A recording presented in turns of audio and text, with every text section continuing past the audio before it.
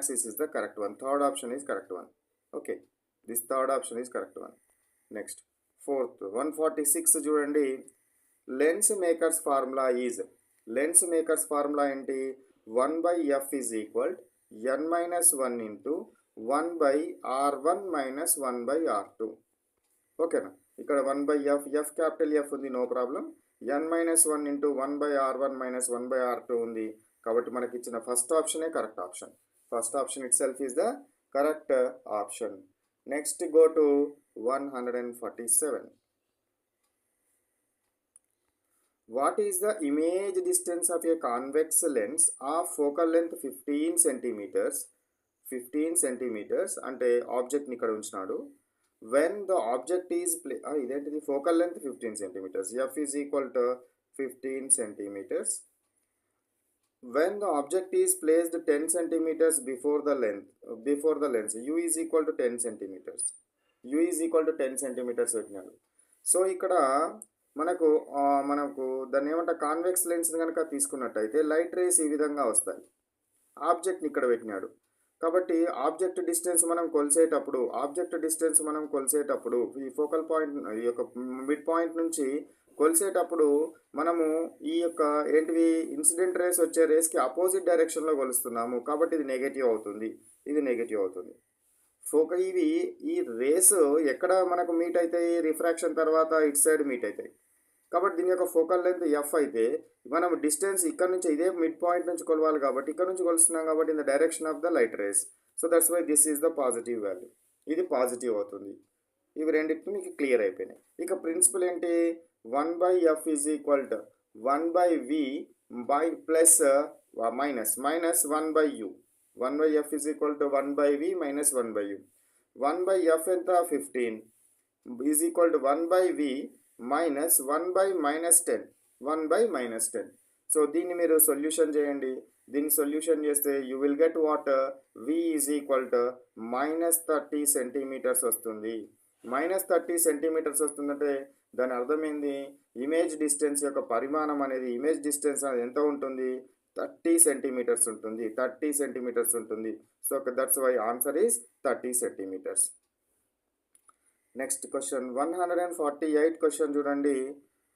What is the position of the object for a convex lens when a real, inverted and magnified image is formed? Image యొక్క properties ఇచ్చినాడు. Real అంటే compulsory inverted ఉంటుంది. అది ఎట్లా ఉంది? Magnified.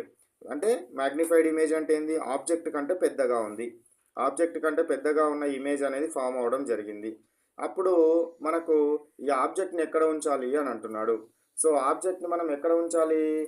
F మరియు 2f distance మధ్యలో కనుక ఉంచితే, అంటే ఇక్కడ ఫోకస్కి అదేవిధంగా సెంటర్ ఆఫ్ కర్వేచర్కి మధ్యలో కనుక ఉంచినట్టయితే మనకు ఏమొస్తుంది? ఇమేజ్ అనేది అవతలి వైపు, లెన్స్కి అవతలి వైపు 2f దూరం కంటే ఎక్కువ డిస్టెన్స్లో రావడం జరుగుతుంది. 2f అవతల రియల్, ఇన్వర్టెడ్, మ్యాగ్నిఫైడ్ ఇమేజ్ అనేది వస్తుంది. ఆబ్జెక్ట్ని ఎక్కడ పెట్టాలి? ఎఫ్ మరియు 2f మధ్యలో. ఇటు సైడ్ ఎఫ్ మరియు 2f మధ్యలో కనుక నేను ఆబ్జెక్ట్ని కనుక పెడితే ఇమేజ్ అనేది ఇటు సైడు 2f కంటే ఆవల పెద్ద ఇమేజ్, మ్యాగ్నిఫైడ్ ఇమేజ్ అనేది రావడం జరుగుతుంది.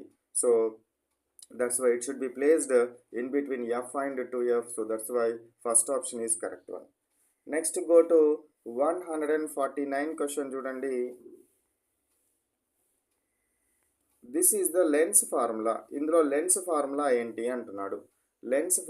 ఇందులో లెన్స్ ఫార్ములా ఏంటి మనకు? 1/f is equal 1/v minus 1/u.